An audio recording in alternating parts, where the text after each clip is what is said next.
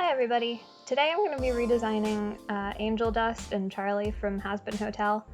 I'd like to make a couple of quick disclaimers before I get started. I know that HAZBIN is a series that can be really polarizing and kind of controversial.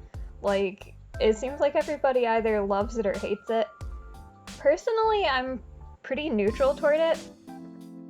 I watched the pilot a while back, somewhere around when it first came out, I think, and I do remember enjoying some elements of it, and other elements not so much. I wouldn't really consider myself a fan, but I also didn't dislike it. I've also heard some pretty iffy stuff about the creator, which I'm not sure how much of it is true, and to be quite honest, I'm not really invested enough in the series to really dig into any of it. All that being said, basically I'm just approaching the series from a very sort of indifferent, neutral mindset.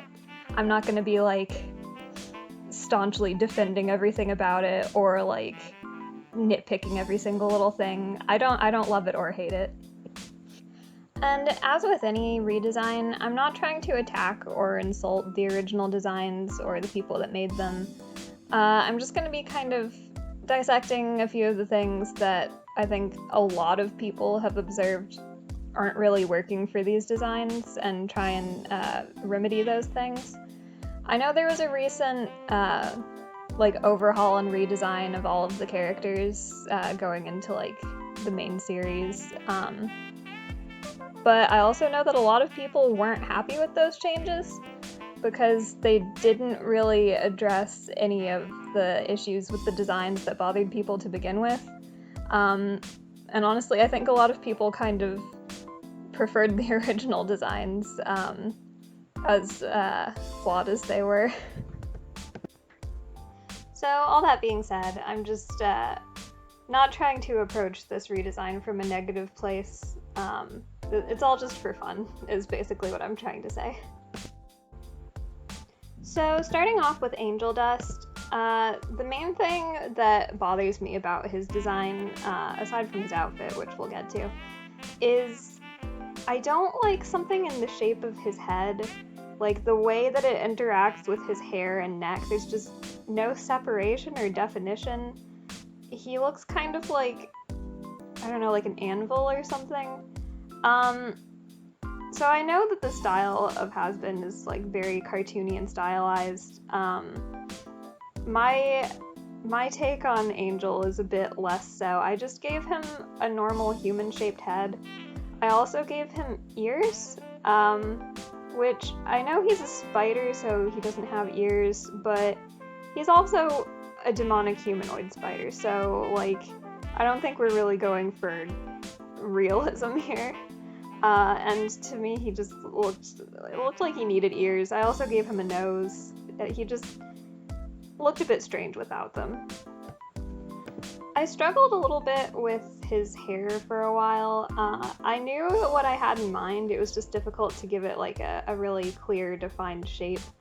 I wanted him to have kind of a really dramatic side part with these big, voluminous, sort of 1940s Hollywood-looking curls on one side. Because Angel's whole thing is that when he was alive, he lived in the 1940s, and apparently he was also in the mafia. But now he's an adult film star and drag queen and performer. So I wanted to give him a bit of 40s glamour sort of element in his design. Almost like a sort of a pinup girl look is what I went for. So I gave him those big curls, but I also, on the other side of his hair, just went for a sort of an almost slicked back mullety looking thing. Because I want it to be very apparent that he's this sort of glamorous, sexy performer, but also has this background as a sort of sleazy mobster. That's something I also really went for in his outfit, because I feel Angel's outfit in the actual HAZBIN pilot. Nothing about it reads 1940s, nothing about it reads gangster. I guess it kind of reads adult film star, but none of it really conveys that much about his character. And I know that, you know, they're living in hell in modern times. They don't have to all have, like, outfits that are from the era they lived in, but I feel like a good character design should convey to you, like, who this character is. And currently, if you don't already know from outside sources that Angel used to be a gangster in the 40s, nothing about that is conveyed in his look.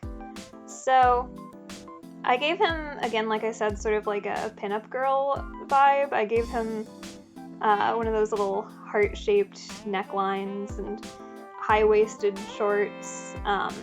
But to contrast with that, I gave him sort of a broad-shouldered blazer with pinstripes, because that's a very 1940s kind of look, and I think it kind of hints at his background, but like also just sort of looks cool with his outfit. Basically, my overall goal with this design was to kind of create this duality between adult film star Angel and gangster Angel. I wanted there to be like a really good split and a mixture of like sort of flirty, feminine, pretty pink elements and like sort of harsher, sort of sleazy gangster elements. I think that I achieved a pretty good balance of the two halves of his character. As for the spider elements of his design, I guess I kind of toned those down a little. He doesn't have those sort of double jointed legs anymore. I don't know, I never liked those. They don't really read as spider to me, and something about the way the joints interact never looks quite right. I just gave him very long, tapered, sort of spindly looking legs because I think that still gets across the idea of a spider, and would also just be easier to animate probably. I kept his fluffy, furry bit on his chest, but kind of just like made it a little smaller. Now it could read either as cleavage like it did before, or also as like, you know, sort of scuzzy gangster chest hair. And I added some sort of jagged markings to the end of his legs just to break up some of the space and also to call back to the sort of furry, fuzzy spider look. So you'll notice as I start coloring him that the palette I'm using is super desaturated. That was not intentional. I just got a brand new tablet that I am still very much getting used to, and I'm still fiddling with the settings, so the display, the colors are not true to how they look on my laptop monitor. So once I realized that, at the end of this drawing, I did go back and sort of up the saturation of some of the colors. I do actually think that it looked kind of cool desaturated. It had kind of like a black and white vibe, but that wasn't really what I was going for with his color scheme. Now, Angel is one of the few characters that I actually don't have that big of a problem with his color scheme from the original, in that I am just so relieved that he's not wearing red. I think that's been most people's main criticism of the designs, is there's just too much red. The backgrounds in the show are red, every single character's main color is red. It's just a bit much. So I kept true to his design in that there's no red, it's just pink. But I also added gray as a sort of an accent color, again to kind of play into that duality of like the gangster side and the more feminine side.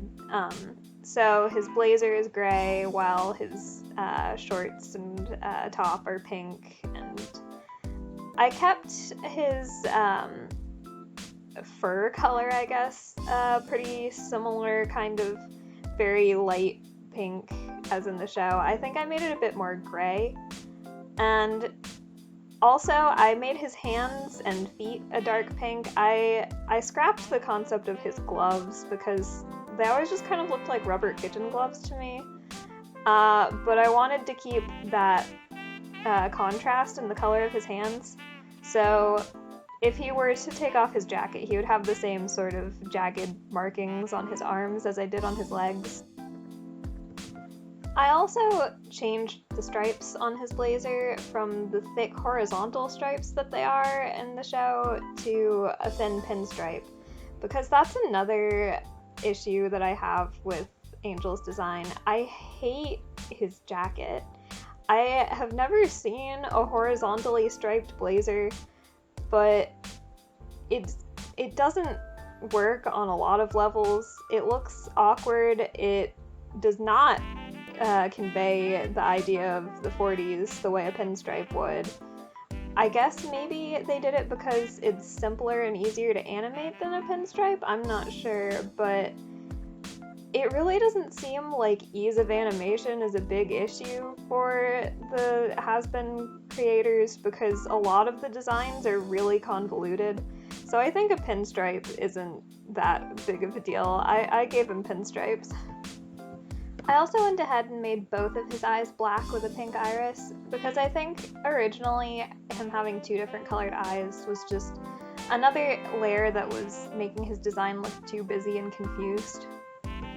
So that's Angeldust done. I'm honestly pretty happy with how he turned out. I think when you look at him, you see Spider, you see 40s gangster, you see adult film star. I think it worked out pretty well. Now, moving on to Charlie, I think I've heard that the inspiration for her design was a porcelain doll or a puppet, which I can actually get behind. I like that idea. So I kind of just went a bit more heavy-handed on the concept of a doll. So the main thing with Charlie's character is that she's like really sweet and positive. She's also the princess of hell, or of that ring of hell. I'm not sure how the society works in this series. But she's aristocracy, and something that always kind of bothered me about her design is that she's dressed very sort of like modestly for royalty. I know she's supposed to be dressed like a hotel concierge, but she's dressed like this even when she's not working at the hotel, so I'm just assuming this is how she's always dressed. And it doesn't really work for me. I think her outfit should be a little fancier, a little more lavish. Especially if she's inspired by a porcelain doll, I want it to have just like a lot of like lace and bows. I kind of went for like a little Victorian prince kind of look, kind of like OG fashion. So I gave her little shorts and just like a really frilly shirt and sort of tailored vest. For her face, the original Charlie design always kind of looked like one of those sugar skulls with all the decorations. I can't remember what they're called, but she read more as a skull to me than a porcelain doll. So I gave her just like really big clownish cheeks and a cute little red triangle nose instead of the sort of puppy nose she had before. Because she did always kind of look a little bit like a puppy dog to me. Just the little black nose is what did it. So Charlie's hair is another aspect of her design that I've never quite liked. I do prefer her hair from the official redesign, but I feel like it still kind of runs into the same problem I had with the first, which is just feeling too much like one solid mass and not as much like hair. So I have her hair down instead of in a sort of pulled back ponytail thing like it was. I made it a lot looser and fluffier and bouncier looking. I also did away with her big dramatic swoopy bangs thing and gave her a center part with some smaller, more subtle flips to the side. And I gave her a big bow, which I know that originally Vaggie has a bow, but I feel like it just feels more at home on Charlie's character, who's like the really sweet, innocent sort of character. And I think it just is a nice accent to the shape of her hair. Then, just for fun, I gave her some big red circles on her knees to kind of tie in with the ones on her cheeks, and to just give that kind of puppety vibe. So as far as the overuse of red goes, I think that with Charlie, it actually makes sense for her color scheme to be very red focused. I think with her being the princess of hell, and with her family all having the same color scheme, it works for her. If anyone should be red, it's Charlie. That being said, I did want to tone it down a little bit. So instead of using that very bright, saturated red, I kind of darkened it a little. She has this very rich, appley red that I used on her vest and her bow, but I kept it limited to those pieces because I didn't want it to overwhelm her design. In general, I made her color scheme a bit darker and richer than it is in the show, which hopefully would serve to differentiate her from the background, which is all a very bright red.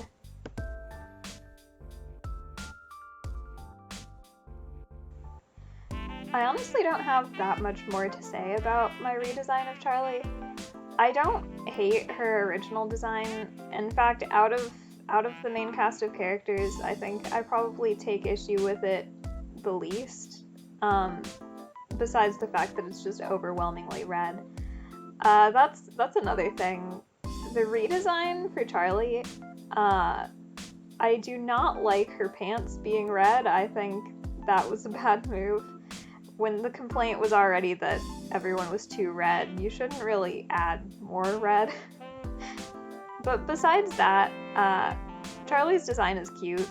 My main issue with it is that it could convey a bit more about her personality and status than it does, which is really what I tried to fix here, is just to convey the idea that she's this sweet, innocent, sheltered princess character.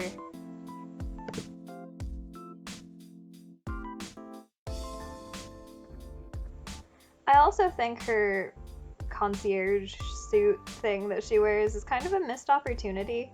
When you're dealing with, the royalty of your own made-up hell dimension, you can get a little more creative with the outfits. So I had a bit of fun designing her outfit and giving it kind of like a gothic vampire prince vibe. So yeah, that's Charlie done with. I think she turned out really cute. I think the sort of puppet doll design comes through a little bit more, and I really like the outfit that I gave her. That's all I've got for now, but I do intend to put out another video soon where I'll be redesigning Vaggie and Alistair, so keep an eye out for that. Thanks for watching, I hope you enjoyed. Bye!